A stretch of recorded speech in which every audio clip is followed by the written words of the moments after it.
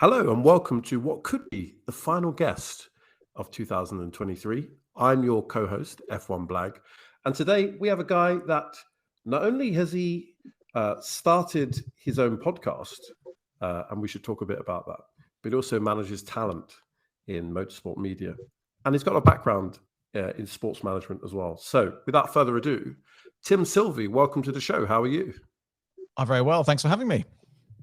Brilliant. Good to have you. The question we always ask, I guess, as we sort of start the podcast is, how would you introduce yourself to someone new? So introduce yourself to our listeners, Tim. It's always quite a tricky one. There's a lot of things I do. Well, basically, I'm a 42-year-old bloke who has worked in and around Formula One and more recently Formula E for a lot of years, and all on the business or the commercial side of the sport. So in going back in time, I guess you could describe what I do for a long time as Formula One sponsorship, and then brokering various deals, and in more recent history, race and driver management, talent management, with some media and podcasting thrown in, and a whole host of other random things. So it's always a difficult question to answer. And there's my pretty elongated and terrible reply. Gosh, I mean, you should, I don't know what the character limit is on LinkedIn, but you should have a go at putting that in as your byline or something. I don't know. It's a tough one. Yeah. Well, no, welcome to the show. It's great to have you here, and really intrigued to have a conversation. The next thing we tend to ask people, because we're a motorsport podcast, but we have sort of people from media, people from sports management, drivers, etc., all sorts of people. But we ask them, what's your first memory of motorsport growing up? I don't remember the specific race, but I suppose, like a lot of people growing up, I used to spend Sunday afternoons in front of the TV with my family and my extended family, turning on the Formula One on one of four channels that we had at the time, with the late great Murray Walker in the comms box, and I remember those days. And at that time, it was something that we all followed as a family, but I wouldn't say I had a particular passion for it. That came much later. But yeah, those are probably my earliest memories, when I was maybe 7, 8, 9, 10 years old. My first early memories of racing. Yeah. Very good. We could do some calculation and work out, 7 or 8, only 4 channels in the UK. We could kind of age you, but I'll let the listeners do that. So you talked about like discovering a passion later on for motorsport. When would you say that came in? That was around 2005. So before then, after I sort of finished watching F1 on a Sunday and got involved with other things like other sports on the weekends, or college and university, and then starting to work, I was working not in motorsport. I was working in recruitment, and it wasn't until about the end of 2004 or early 2005 I got an old family friend who ran a motorsport marketing agency, said, why don't you come and do an internship with me if you're not happy doing what you're doing? And that's when I first was exposed to Formula One proper, and found myself in a paddock and in the paddock club and going to races. And that's when I discovered my love for the sport, but it was far more on the business side of the sport than necessarily what was happening on track. Although my love for Formula One has developed over the years, and I've become more of a sporting fan. But my initial introduction to Formula One was finding a passion for the business of motorsport. Oh, well, I mean, there's plenty of business when it comes to motorsport. And I can see here that you, I think, were involved in the first ever Abu Dhabi Grand Prix. Is that right? Yeah. I was shipped out to the Middle East when the racetrack was still under construction. I think I was maybe one of the first 20 or 30 employees at Yas Marina Circuit. I was actually contracting there. And I was working for a guy called Richard Cregan, who used to be the boss of the Toyota or the Panasonic Toyota Formula One team. Richard was the CEO at the time at Yas Marina Circuit. And yeah, we were there really constructing the track, deciding where, signs would go, where the parking would go, really everything, and fully involved in the logistics of starting that first Grand Prix, which was an eye-opening, terrifying experience, but I learned a great deal.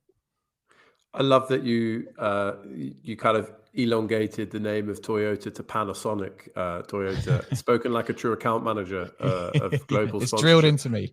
Yeah, Yeah, exactly. They're not getting their value if you don't mention yeah, it every time. Yeah, exactly. yeah, So, I mean, I hope you don't mind me asking, but you sort of said, someone said to you at the time, if you don't like what you're doing, come and do this. So, what yeah. were you doing before you kind of found your way into that sort of sports sponsorship and then Formula Well, One? I was academically fairly useless at school. I didn't really get on with the British education system and left school with very few qualifications, sort of bumbled my way into a pretty poor university with a pretty poor qualification, and left early. I quit university early after my placement year. And I found myself doing recruitment, which, I think, some people make a fantastic career and amazing businesses out of recruitment. For me, it was the only thing I could fall into and make a bit of money with almost zero qualifications. So I was doing that, and I didn't mind it. I was okay at it, and I did quite well for a year or so. I was in there, but I knew it wasn't my calling. And I would moan about it quite a lot. And this chap, Jonathan Bodansky, who was quite a big wig in sports sponsorship at the time, said, well, come and work for me for 3 months. And it escalated from there. Yeah, I mean, I remember that period of recruitment consulting. I think I finished. When did I finish school? 2005 or something like that. It was big. Maybe just up to that period. Lots of lots of jobs in my little hometown in Yeah. doing that. But yeah, I'd never quite understood exactly how to do it. But so you went into that sort of sports sponsorship side. What were your early experiences there? Were you put straight onto the Formula One account, or were there other accounts that you were sort of looking at? Yeah, straight on to Toyota and Wow. looking after Panasonic from 2005 till 2007, and that was, there were other sports. I was dabbling in athletics, the World Athletics Championship, and we did a little bit of rugby and quite a bit of golf with Lexus.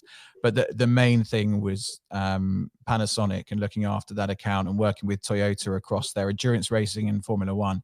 And I just immediately took to it. I was very quickly working harder than most people and longer hours, and just thinking, why is no one else doing this? And it allowed me to rise up through the ranks of a relatively modest sports marketing agency, but a prominent one in terms of its client list. Quite quickly, I really, I think that was the moment I thought I found what I like to do. And that's sort of, I guess, how passion manifests, right? Because if you're in a job for a 9 to 5 or to get the salary, you'll probably do what needs to be done, or if you're told to do something, then you'll get on Yeah, with it. But it sounds like you were really engrossed in it. I Um, was. Yeah, yeah, and Toyota back then, because obviously they were one of the two big manufacturers that pulled out around the time of the global financial crisis, but yeah. they could have been actually one of the sort of the teams with the largest budgets in F1. I might be getting that wrong, but I Yeah. remember at the time No. it was massive. You're Yeah. you're absolutely right. They had huge budgets and fantastic facilities. The Mm. wind tunnel in Cologne, and they had all the money in the world, but they just couldn't quite switch it on. But it was great fun. It was, I don't to be honest, don't remember a huge amount from those days, because before the crash, 2005 to 2007, it was really peak party time in Formula One. There was a lot of really cool parties, and I was young, and so Mm. was everyone else, and we just had a really, really good time. Yeah, I guess whatever the opposite of austerity is, it was that. Yeah, it was definitely the opposite of that. Yeah, So at the time, I'm just looking at this because I remember it quite well. The drivers were Ralf Schumacher and yeah, Jarno Trulli in the end. Did you get yeah. to meet those guys? Were you sort of, Yes, yeah. did they know you, or how did that work? I wouldn't say they knew me at the time. I was the very bottom rung of the ladder, and I was the guy who, if we needed to move one of them to a sponsor dinner or a press event or something, I was the guy on the moped that they would just jump on, and I'd take them around the corner to some different, office or hospitality unit and ask them to speak to people. Mm. While I was, I wasn't shy or anything, I felt extremely, I guess that sort of imposter syndrome feeling where you're like, what am I doing here? How am I suddenly in Spa with Ralph Schumacher and Jarno Trulli and all these senior people and I don't know what I'm doing. And there was no training, it was just get in there and work it out for yourself. But no, they didn't know who I was. I was literally a nobody at that point. Well, I think those are those things we tell ourselves. I'm sure you were never a nobody, and certainly the implication is you're a somebody now. So you left that job, and I think, did you set up for yourself with your own company? Is that right? After that, yeah, I stayed with BSL, which what it became known as, Bodansky Sponsorship Limited, for 6 years, and I in that 6-year period from 2005, I went from that sort of nobody to I guess a bigger fish in a small pond, and I left as a shareholder and director. And started up in 2012 after my last stint in the Middle East. I set up a limited company just to be a vehicle really for my own activity and to try and make my own way in life, and without the help or lining anyone else's pockets really. And that's when I got really lucky and landed quite a big contract at the London Olympics by pure coincidence that set me on my way. I think London 2012. I mean, I'm not implying that the UK is in huge decline or anything, but certainly it felt like a huge peak. I think we all know where we were during the opening ceremony, and it was a moment where there was a kind of spirit, all the volunteers and all the events. It was a fantastic summer. So what was that job around the London 2012 Olympics? Do you remember it well? I do. I started up, a little flat in London at my desk thinking that I'm going to make the next big sponsorship agency. And the first gig I got was nothing to do with sponsorship. So I had a phone call from a guy I used to work with at Yas Marina Circuit called Dave Sadler, who is a bit of he's a legend in the sort of events, mass participation, events, sporting world. And he phoned and said, we need 50 or so staff in the next month to move the Olympians and the volunteers and the athletes from point to point. We need people who can, man bus stations and depots and create transport plans and all this. And I was like, cool, right. Beggars can't be choosers. Let's go. And we rounded up a group of 50 people, some with zero experience, some with a lot, came up with a price for them, marked them up and sold them into low-cog basically, and set ourselves up in Canary Wharf on the 30th floor or whatever it was of one of those buildings there where they had a headquarters.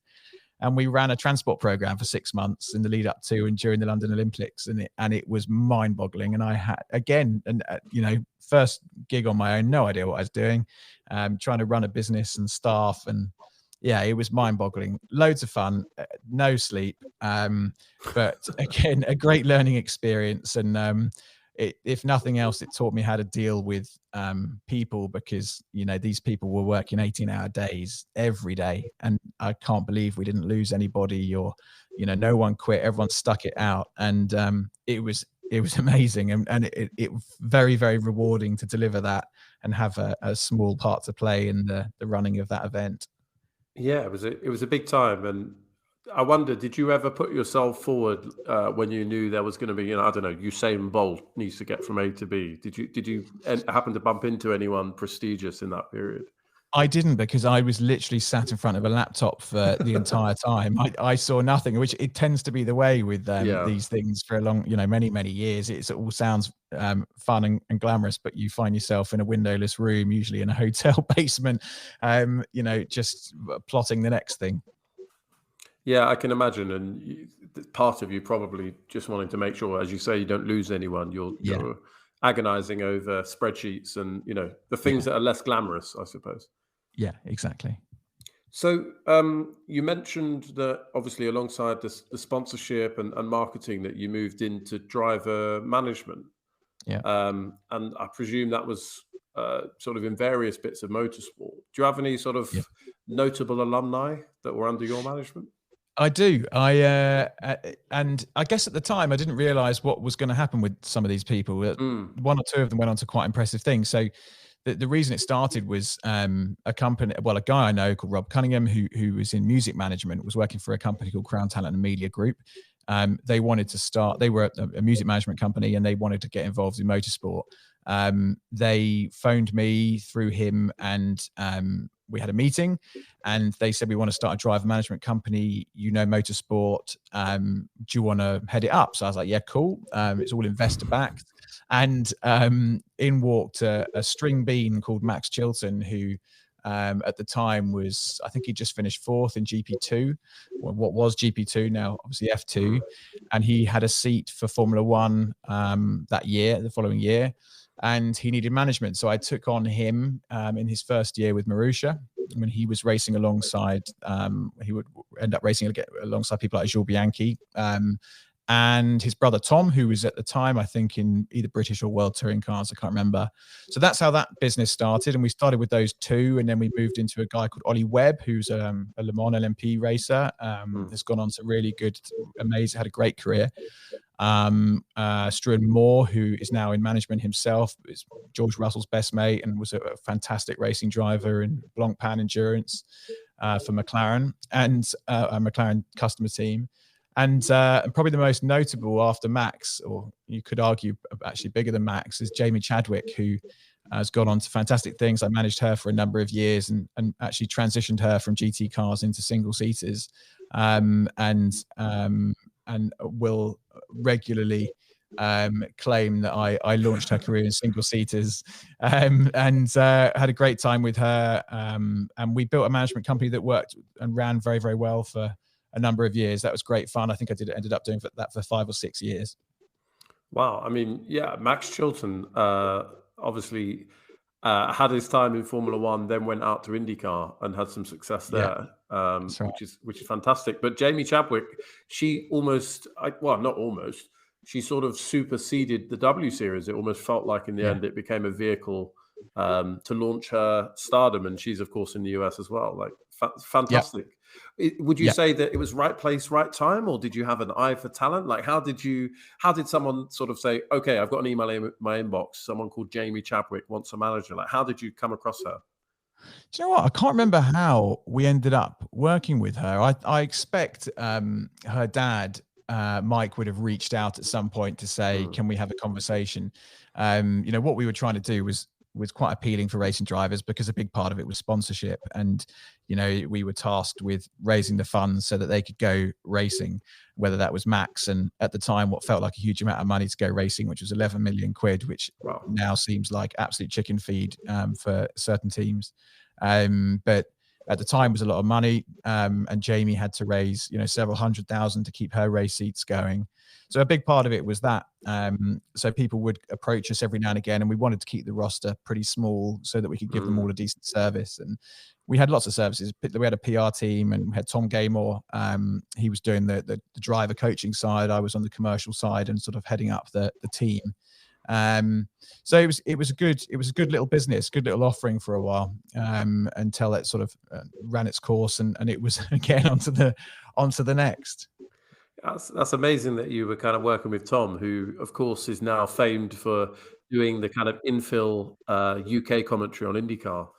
Yes, when right. They're on a break, which is, I think, my favorite bit of the series, because he's often trying to manage like the technical, like, are they coming back from a break, but also feed you that intel. So yeah, fantastic. Well, weirdly, Tom and I actually had a bit of a falling out at the end of that business, and weirdly, we're about to go into business together again with the new podcast business. So he's hopefully coming back into the fold. We've been talking a lot lately. He's done a couple of shows with me, and we're back on solid terms, and hopefully going to be doing some more stuff with him early in the new year. Fantastic. Well, we'll keep our eyes peeled for that, and yeah, maybe that's a small exclusive in brackets. Don't correct me if I'm wrong. So you mentioned actually that like 11 million pounds at the time felt like a lot of money, and of course, with Max, we know he was racing for Marussia, and that was in the advent. I think post 2010, there were sort of 3 teams that were granted the right to enter Formula One, and they were always, I think, on the back foot before a cost cap, trying to get the funding that they needed. So are you suggesting that like 11 million pounds wouldn't get you kind of a reserve driver now, or like have the numbers gone astronomical? Yeah, I mean, 11 million pounds. That was, that was for the back of the grid team, the gypsies of the grid, as Bernie called it at the time. Yeah, I mean, there were seats a few years later that were going for 25 million, and I don't know what it would cost somebody now to get an entry into a back of the grid team. I think the model's changed a bit. I think more of the grid are now being paid as opposed to paying to drive. But yeah, I mean, 11 million quid doesn't get you very far anymore. I guess also, and I don't know if this quite reads across because possibly driver salaries are outside of the cost cap, but the cost cap might have helped, avoid, if you look at a Williams, let's say, for example, who massive in the 90s when I was growing up, presumably when you were as well, and then gradually, slowly but surely, you could sort of see their driver choices being a bit about sponsorship or which engine they'd bring and so on. Yeah, it looks like they've gone away from that now with sort of Albon and Sargent. I imagine they're not asking for a lot of money. They might bring a little bit in sponsorship, but they're not huge, pay drivers anymore. So maybe the models change, as you say, and that's the cost cap at play. Yeah, I would have thought so. I mean, the cost cap is a good thing, and there's other series looking at doing a similar thing. It's obviously worked quite well, and yeah, as you say, Williams have turned the tide, and hopefully, with the likes of Alex Albon leading the line there, perhaps there are some good days to come, particularly after the reset in 2026. Yeah, absolutely. I think after the reset in 2026 is, for those of us that, I don't know, I don't mind seeing dominance, and it is amazing to see that a driver basically won the Constructors' Championship this year.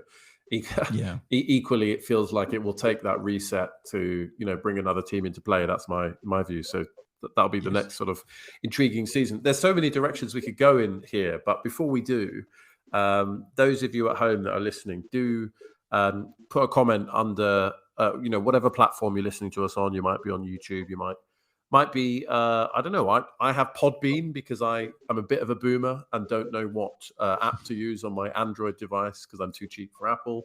But wherever you are, give us a review, give us a comment, let us know what you think, and tell us about guests for 2024. I know Jorgy'S working on it.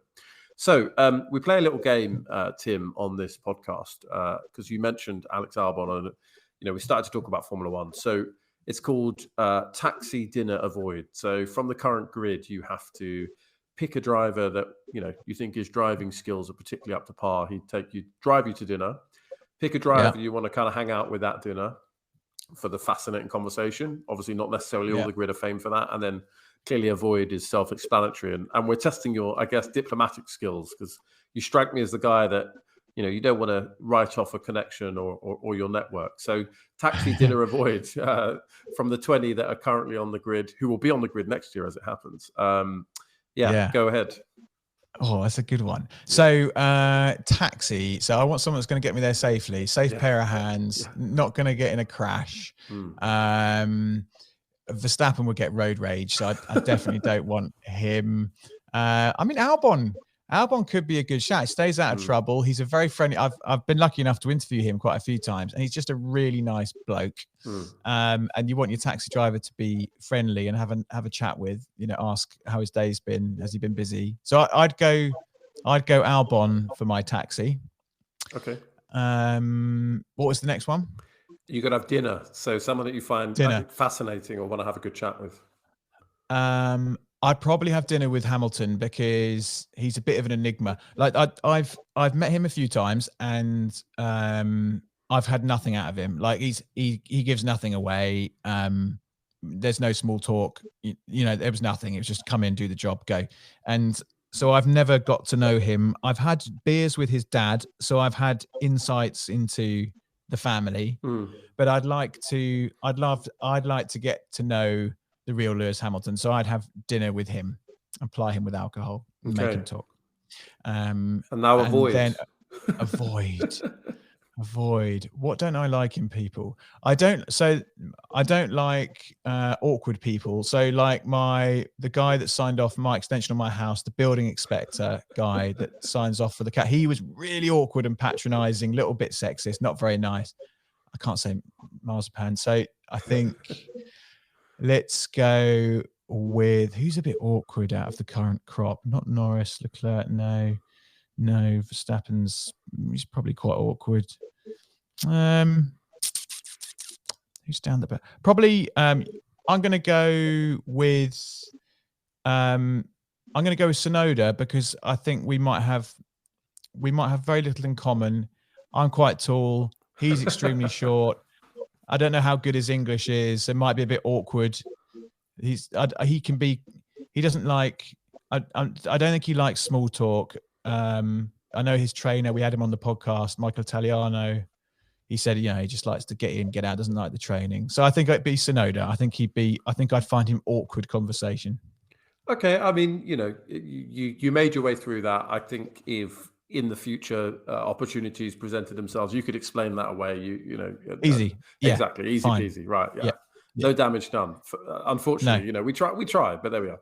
Okay. Yeah. So you've mentioned, fascinating that you, I've met loads of the drivers. You talked about interviewing them and you had them on the podcast. So am I right in thinking that you've got your own podcast with Alex Brundle and virtual statman Sean Kelly, or have I made that up?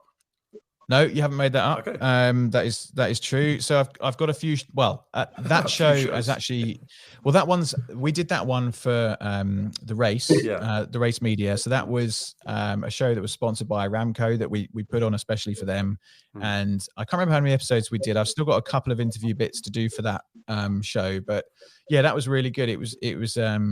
We focused on a different thing in Formula One every week, whether it was like what's the barge board, or why do they use DRS, or is DRS a good thing? And we'd use Sean Statman Kelly, who's well worth following on Twitter, to come up with all sorts of amazing data and statistics, and even unearthing stuff that is exclusive, like that no one's found before, about the subject that we're talking about. And then Alex provided the driver's perspective, and I was the host holding it all together. So we had that show, which was really good fun, and hopefully we'll continue that next year if we can find another sponsor for it, or we may just do it anyway, because it was really good fun and did quite well.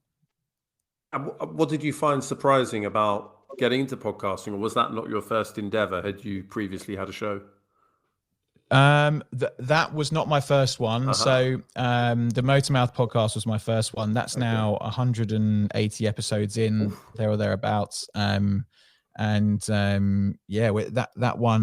That one encouraged me to set up a podcast network, which we only launched maybe 2 weeks ago, and it's a soft launch. We've only got 3 shows at the moment.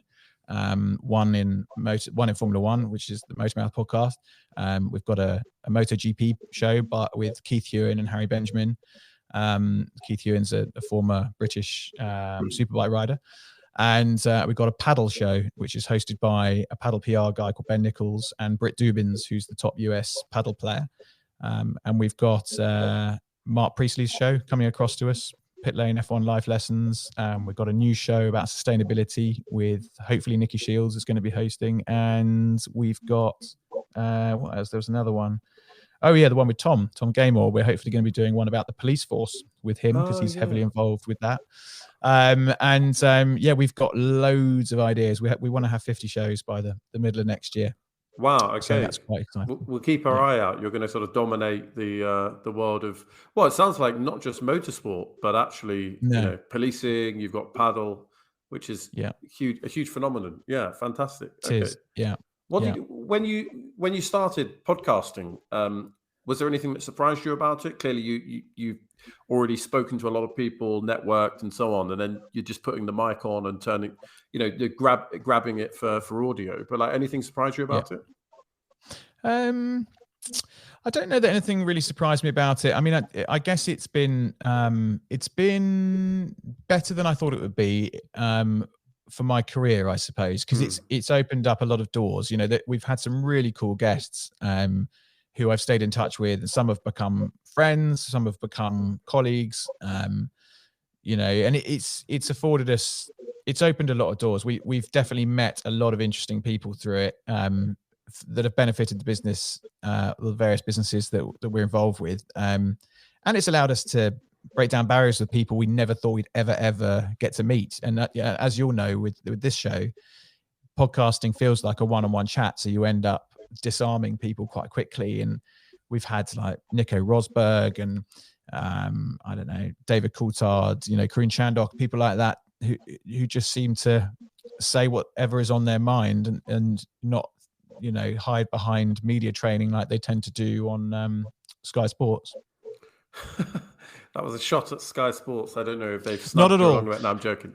No, I'm trying to create but controversy, you know what I mean. Here. You're not helping me. Yeah, well, it's you know, I think people have a certain in front of camera persona, and they you know they do have to watch what they say because they're employed by those broadcasters. But when you're one-on-one on a podcast, it's a lot easier to feel like you can say whatever you want to say. Yeah, I think that's right. I think you're having a chat, and you're right. You know, for me, it's also an excuse to meet interesting people like yourself. And you know, we've had 2/3 of your podcast hosts. So we had Sean Kelly, and so we just await Alex Brundle, Jorgy, hint, hint, for next season. Alex is great, and go on. Sean's brilliant. I mean, Sean. I mean, where he stores these things, I will never know, and it's in his brain. I mean, I've tried to catch him out several times and throw a left field question at him, and he'll have the answer. It's astonishing. Yeah, so when he came on, I was trying to be respectful and not, you know, try and you know, okay, tell me about this. But he can just do it, and he's happy to do that. And what's interesting is he explained the difference between that and then his offer to, you know, what is it, like 23 odd or probably more broadcasters, which is obviously he's got it all in his brain, but he has a system and he has people and he has a structure that mean that it's kind of quality assured and so on. But phenomenal. Yeah, absolutely, it's outstanding. Yeah, well, you know, every success to your podcast. Where can people find it? Have you got like presumably you've got Insta and Twitter and so on? Just search for the Motormouth podcast or the OMG MotoGP podcast if you're into your motorbikes, the Paddle Movement podcast, and then the website, which is just a holding page at the minute, but is being redesigned right now, is motormouth.media, and that will be where all of our shows in the future can be found. Okay, motormouth.media, which, you know, who knows, you might not be listening to this when it first issues, and you might just be able to go there right now and there you go and see all the shows, which hopefully by that point will be 50 shows. I mean, gosh, have you got some sort of niche shows that you know in the back of your mind, or is it about finding the right talent? Like, how are you going to come up with 50 concepts? Well, we've got quite a lot of ideas and quite a lot of hosts that we have earmarked. You know, like the policing one, Tom Gamer was a natural fit because he's got a decent profile and he's very involved with the Met Police and Thames Valley Police. You know, Nikki, obviously, with her Formula E exploits is all across sustainability. So that kind of made sense. And she's got a good black book and a profile. And we do have a formula that we follow that we think will create success for a show. And we have a commercial model that works for the hosts as well. So it's quite a tidy little offering, and hopefully it'll continue to grow. And like you say, you know, next year if we've got 50 shows and we keep going, you know, no reason why we can't have 200 shows in a few years' time. So we're just going to keep going with that and see where it takes us. Brilliant. And I presume you don't want to disclose this mysterious formula that you think will bring success. Not really. I mean, it's not a major secret. I think it's just a common sense approach to making sure that the hosts get some money and get some profile. We get some money, and you know, that we can reinvest into the business. We're not doing it to line our own pockets at the moment. This is, you know, any money we make, we put back into the business, which is exactly what we've already started doing. And if we do just sell one day, we want to make sure that the hosts who have helped grow that network are looked after. So we have various sort of tiers that make sure that everyone benefits in one way or another. Okay, well, you disclose more than I expected, so thank you for being forthcoming, and yeah, best of luck. Pleasure. Maybe it'll be 200 shows exactly. Why limit the number? So before we get onto news, because there's been an interesting development with the FIA and Formula One this afternoon at time of recording. What is there anything else that's keeping you busy? Because I kind of look at your profile and you kind of started in sponsorship, you've done driver management, you're in sort of the media business, I suppose you could call it. But like, Yeah, and you sort of had that long byline that we're going to put on your imaginary LinkedIn. What else have you got? Other things on your plate? You seem like you've got a finger in every pie at the moment. I do. I have. I'm a consultant for the race media, so they own the race and they own WTF1. And Andrew Vanderberg, who founded the business, phoned me in, I think it was probably January or February 2023, and he said, "I've got an idea. I want to start a F1 content creator management company. Can you come and run it?" So we agreed over a couple of non-alcoholic brew dogs that we would, must have been January, non-alcoholic brew dogs, that we would have a go at this and see what happened. And we launched it earlier, sort of Q1, Q2-ish, 2023 at F1 Arcade in London with a very small founding roster of, I think, 8 content creators. And then we grew it to 25, which is where we are now. We want 50 by next year, sort of middle to end of next year. And we've got creators from all over the world, including the next Sean Kelly, a guy called F1 Stat Guru in India, who's fantastic. And we've got all sorts of different people, micro creators through to people with several million followers or subscribers. And we're helping them grow, helping them monetize, professionalize, just giving them the tools they need to turn content creation from a side hustle or a part-time thing in their bedroom into a fully blown business where they're fully ingrained with the F1 ecosystem. And it's been a real success. And we've seen some life-changing stuff for some of the creators, like Caroline in America, we've got F1 Caroline. She's fantastic. And, she was in Austin, she was in the paddock with Aston and Red Bull, and she was doing sponsor activations for all sorts of different brands, and she was earning money and she was getting great exposure, and she had unrivaled access to the teams and the drivers. And, it was so cool to see people going from bedroom to paddock in a very short space of time.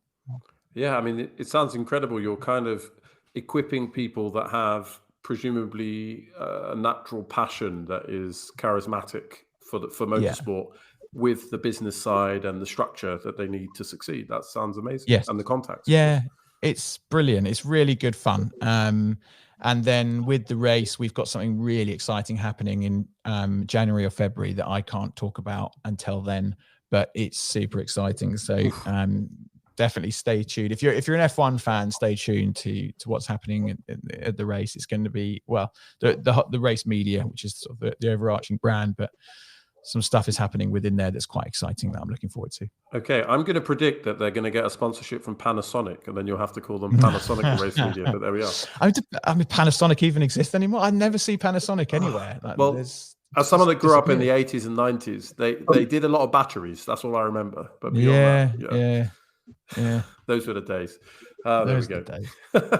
Okay, well, we'll kind of keep our eyes peeled for sort of January, February time and the race media.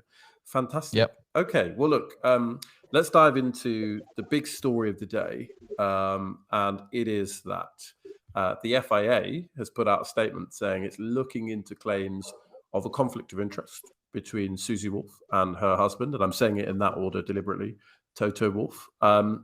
And clearly this has come on the back of a bit of a storm, possibly egged on by Christian Horner or people from that sort of camp, that Toto Wolff has had access to information about F1 and has been disclosing it beyond where he should have done. I don't know. Have you been following any of that story? Does that ring a bell to you? Not really. I mean, I've not read up on that story yet. If there's any truth in it, I mean, the trouble is you very rarely see smoke without fire, do you, in Formula One? So, if there is a rumor there's got to be something attached to it. But I don't know. I mean, I've not heard anything. I'm sure I will over the coming days from the guys at the race and all the journalists who have very much got their finger on the pulse. But no, I don't know whether there's any substance behind those stories. Yeah, well, we'll find out in due course, I guess. And I think it's just indicative of motorsport, or let's say Formula One really specifically, it's got the governance arm, which is the FIA, and then obviously it's got the commercial rights holder, which is Formula One, brought to us by Liberty Media, and there was an antitrust case probably going back 25 years where the EU said that these two must be separate. So of course that's a kind of strange relationship where you've got people administering the race and following, these are the rules and this is how, we have to enforce them. And then you've got people that are trying to make money off the sport and trying to present it to an audience. And that relationship's always going to be, in tension if those people can't be together. So it's an interesting one. Yeah. Yeah, it is an interesting one. And it'd be a shame if something dodgy has gone on because, I think the likes of Susie and Toto have been game changing for the sport, in many, many ways, from business to inclusivity. And Susie touches a lot of areas of the sport with her work in Formula E and F1 Academy and all the rest of it. So, yeah, I hope it's all, just a bit of bluster and there isn't too much nastiness behind it. No, I hope so too. And, it's one of those things where clearly we talked about the reset for 2026 and the FIA will be thinking carefully about that. I presume that will all be linked to a Concord agreement. And that's, again, that really complicated or that tight balance between, you've got the people governing the sport, you've got Liberty, but you've also got the teams. And they have to sign up to the rules, but also the commercial arrangements. For example, those that see Williams and Ferrari get a heritage payment for turning up because they are, prestigious names in the sport, presumably McLaren as well. So yeah, it's from a legal perspective, there have to be these kind of walls in place to avoid that insider trading. I guess I'm using that term loosely. So yeah, fingers crossed. Yeah, absolutely. Okay. No, it's always interesting to see what goes on in the sport. And we had an interesting chat with the guys at Lucky Sons. Have you heard of them yet? I haven't. No, go on. Lucky Sons are 3 or 4 guys, Paul Fleming, there's Andy, Benjamin, and Steve, and they've raised an awful lot of money, allegedly over $1 billion to start a Formula One team. And they've had one bid rejected by the FIA, so they're now moving to the model of buying an existing Formula One team or want to. So they've got conversations with 3 or 4 potential suitors. And it's one of those where you talk to them and you have to believe, take them at face value, and they say a lot of interesting things and have very interesting plans for whatever the team ends up looking like if they ever make it. But again, you don't know what to believe, and some people think it's all nonsense, and they haven't got the money and they haven't got the resources, and others say that they're all ready to go. They're just waiting to buy an F1 team as soon as it becomes a viable option, and isn't valued at $4 billion.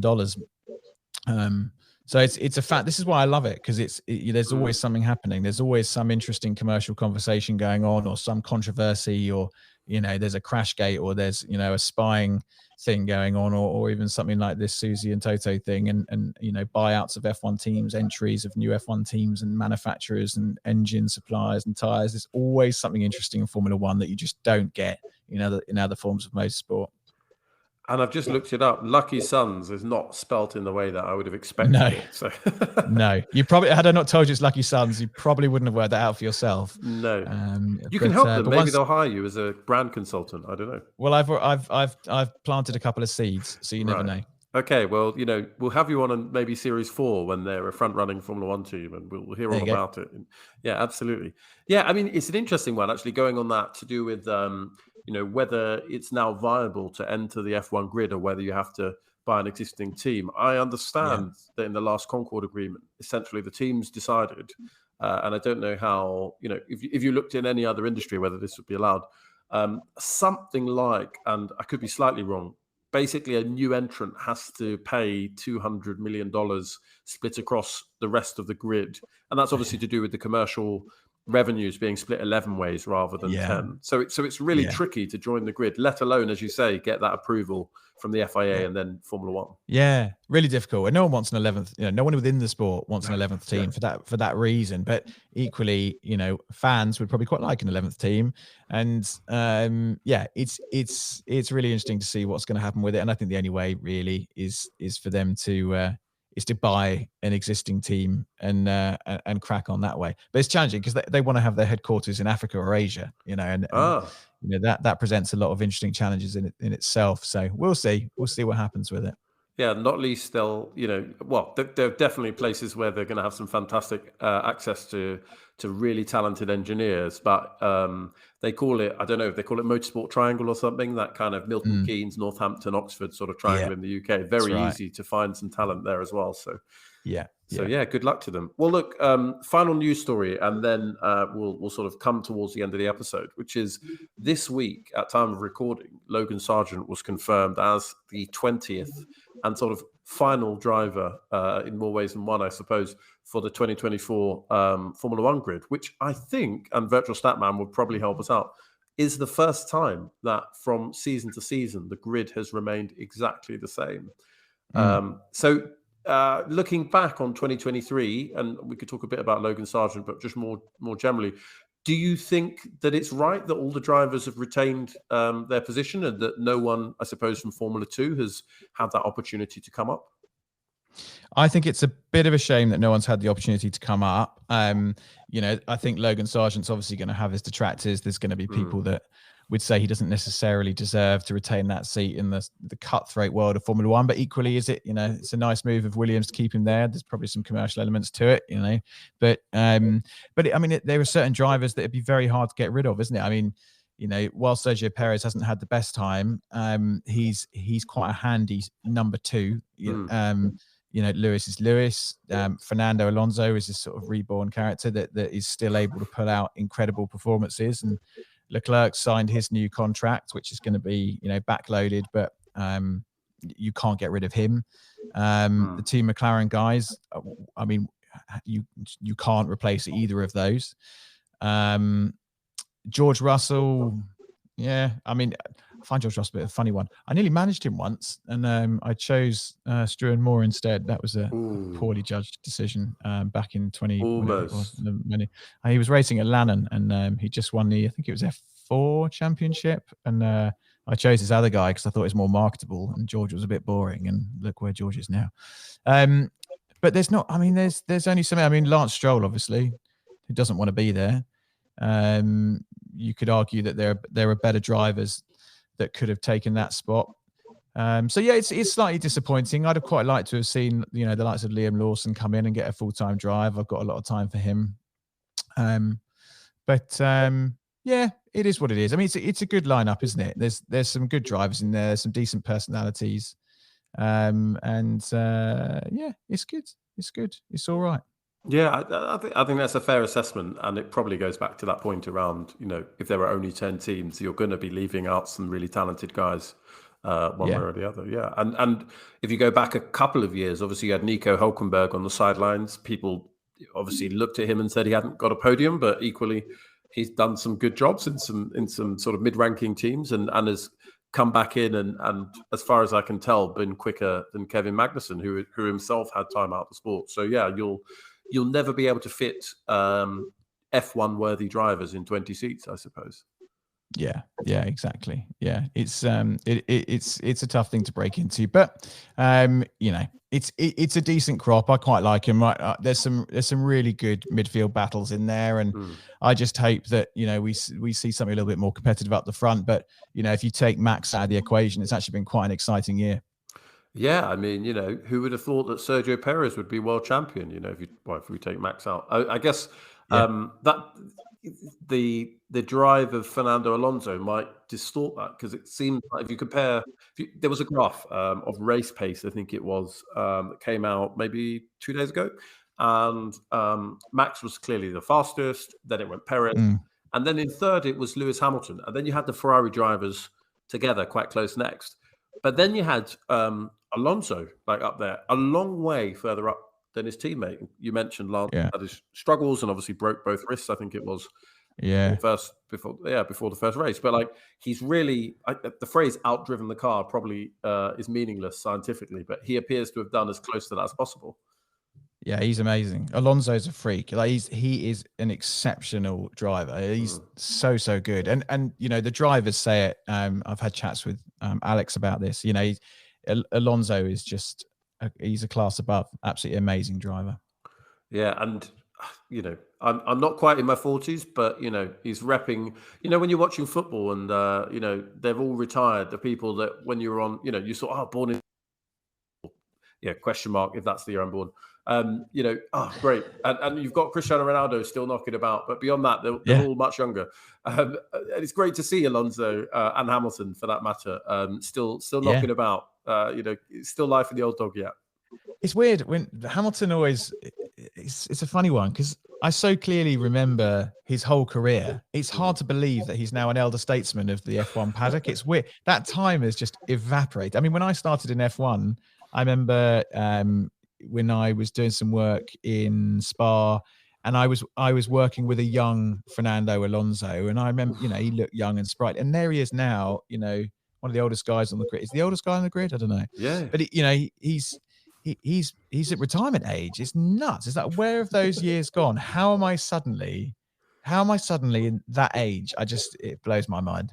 Yeah, it's insane. I mean, trying to look back at the drivers that lined up with Lewis Hamilton, you can see the kind of era that we were in. Fisichella had driven in the 90s. Barrichello had driven as far back as 1993, I guess it was. So it really is, an era from the start of Lewis Hamilton's career to where we are now. And I suppose we have to enjoy these guys while they're still around, right? We don't know how much longer we're going to have them. No, I mean, it's funny. And the amount of drivers that have gone through Formula One since those days. I mean, if just looking back at some of the names, Heidfeld, Kovalainen, Vettel, obviously, recently retired, Jarno Trulli, as we talked about earlier, Timo Glock, PK, Webber, Rosberg, Barrichello, Nakajima. There's some cool names in here. Sebastian Bourdais, Takuma Sato, Fisichella. It's just it's amazing what's gone on over that period of time, and the team changes. From Williams with the Toyota and Super Aguri, and it's amazing where time just evaporates, and all of a sudden there we are in this era with these insane cars, and great to see drivers like Lewis and Fernando still able to do it. Yeah, well, I think back then we were going to the cinema to watch the Senna documentary, and now there's a documentary about Brawn, and that was 2009, which apparently is now historic, but there we are. I know, insane. I haven't watched that yet. I need to catch up on that. Yeah, it looks like it's going to be good. I watched the first episode. I just need to find the time. I tend not to watch TV without my wife being around, and so, Likewise. I don't think yeah, exactly right. You know what it's like after a long day.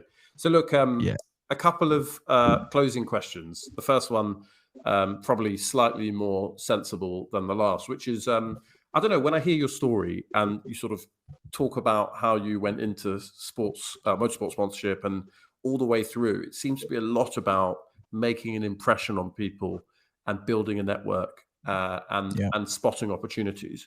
Do you have any advice for people, whatever walk of life they're in? Do you have any principles or sort of things that you think are important to succeeding in that manner? I network furiously, so I'm a big advocate for things like LinkedIn, taking every opportunity to meet people, whatever point in life or their career they're at, whether they're at the start or at the end or somewhere in the middle. I think everyone has something to add, and you can learn something from everybody.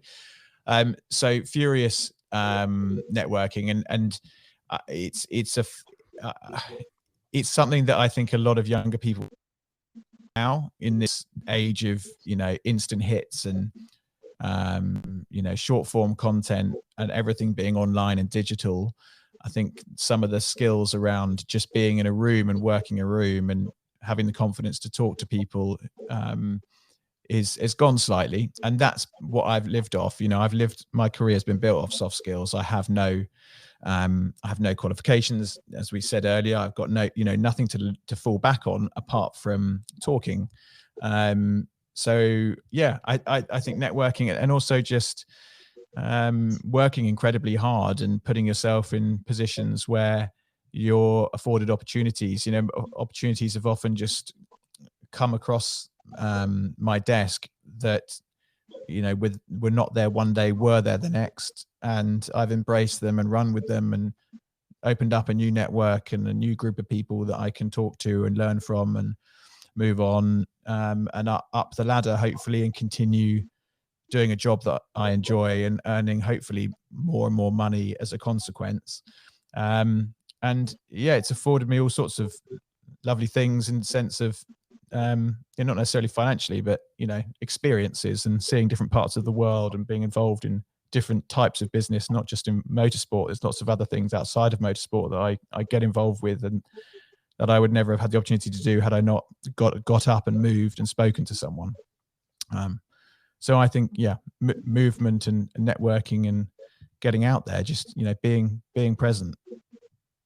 Fantastic. And yeah, I'm just imagining, where you were when you got given the call, right, I need, 50 people who can move our athletes from A to B, and making it happen, even though it wasn't your field, seizing the opportunity. So yeah, congrats. Yeah.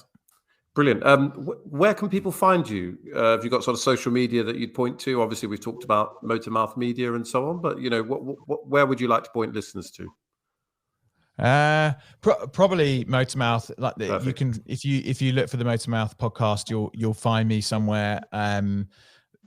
Or LinkedIn. I'm active on LinkedIn all the time, so that's probably a good place to catch me. Anyone can reach out and say hello, and I'm always happy to grab a coffee or have a virtual call and talk to people about their careers and how I can help and find opportunities. So always happy to hear from people.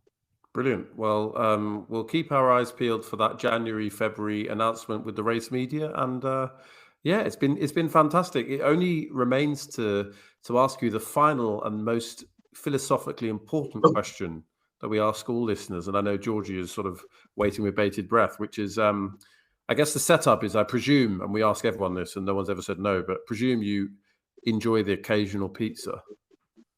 Yeah, I do. I love a pizza. Especially a Pizza Express pizza.